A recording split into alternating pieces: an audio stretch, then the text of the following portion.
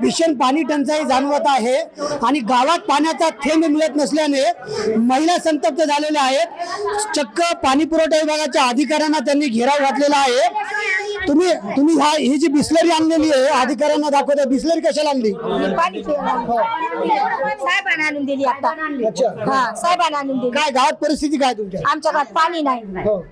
साहेब 15 वर्ष झाली गावात पाणी नाही। 15 वर्ष कंप्लीट 1.5 कोटीची योजना खाल्ली। काय याच्या गावातली पाण्याची परिस्थिती काय? गावात पाणी सध्या कमी आहे विहिरीला।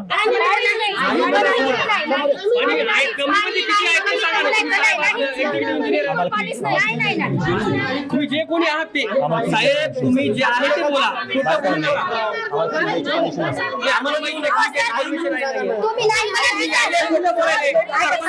आमच्या इकडून कोणाचा दबाव आला का तुम्हाला? नाही, तुम्हाला दबाव आला का तुम्ही आम्हाला घाबरायचं? तुम्हाला कोणतं गरम शकता?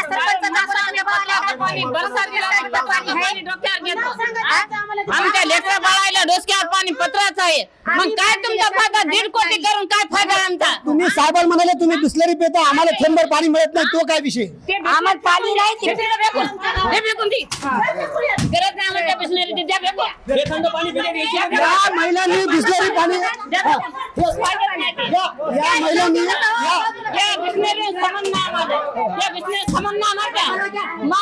काय करताय?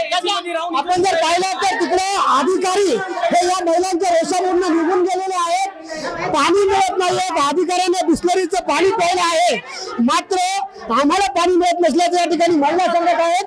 या सगळ्या महिला ज्या आहेत त्या आता सीओच्या तिकडे निघतात, पोलीस प्रशासन आलेलं आहे। खरं तर मला सांगा, पाण्याचा प्रॉब्लेम आहे काय नेमका का? आमच्या गावात पाणीच नाही। 15 वर्ष झाली आमच्या गावात पाण्याचा त्रास आहे। आम्हाला पाणी नाही। 1.5 कोटी आमचे पैसे आमच्या गावचे उचलून खाल्ले। आम्हाला पियाला पाणी गरम आहे नाही, बसायले आम्हाला पाणी नाही, कोट्या व्हिडिओ करून इथे यायले घेऊन। आमच्या गावात पाण्याची लय त्रास आहे आम्हाला। आम्हाला शेतात कामाला जायला पाठवलं, आम्हाला पाणी नाही। म्हणजे ते थंड बिस्लरीत पाणी प्यायलं, तुम्ही त्यांचं पाणी फेकून दिलं? हो, पाणी दिलं फेकून। हो, आम्हाला पाणीच नाही ना, मग आम्हाला पाणी नाही म्हणून आम्ही दिलं। आपल्या गावात काही गावातले तरुण नागरिक आहेत, मला सांगा, जलजीवन मिशन योजना आली, तर या जलजीवन मिशन योजनेमधनं प्रति व्यक्तीला 55 लिटर शुद्ध पाणी दिल्याचा दावा प्रशासन करत आहे। मग खोटं कोण बोलते? प्रशासनच खोटं बोलतंय ना। हे बघा, मी माझे पत्रव्यवहार केलेले आहेत, मुंबईपर्यंत गेलो मी गावासाठी। सर्वसामान्य जनता पाण्यासाठी आज तडकळत आहे। मला सांगा, लहान लहान लेकरं, म्हातारे माणसं, बायका सकाळी रोज कामाला जाते, 7 ते 2 कामाचा टाइम आहे, आणि त्याच्यानंतर गावामध्ये येऊन विहिरीमध्ये जायचं आणि पाणी आणायचं 2-2 किलोमीटरहून। मग कशासाठी 2 कोटीची योजना जलजीवन मिशनची? जलजीवन मिशन योजनेचा तुमच्या गावात अवस्था काय? अवस्था काय तेच तुम्हाला सांगतो ना। विहिरीतच पाणी नाही, विहिरीतच पाणी नाही तर पौऱ्यात कुठून येणार आहे? आणि आता म्हणतायत की आम्हाला टाकी बांधायची। अरे त्या विहिरीतच पाणी नाही तर टाकी कुठून बांधायची तुम्हाला?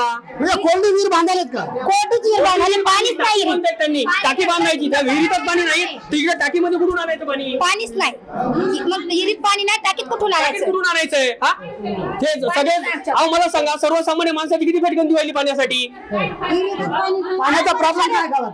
पाणीच नाही सर, पाणीच नाही आमच्या गावात, पाणीच नाही। पाण्याचा प्रॉब्लेम काय? पाणीच नाही आमच्या पाण्याचा प्रॉब्लेम पाणी नाही, पाणी आहे का गावात? नाही नाही नाही नाही येतात जीव द्यायला। कोरड्या विहिरी येतात।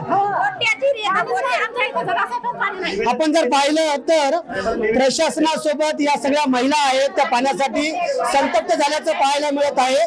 कोरड्या विहिरी अधिकाऱ्यांनी बांधल्याचा दावा आणि आरोप या महिलांनी केला आहे। संदीप नागरे, साम टीव्ही न्यूज, हिंगोली।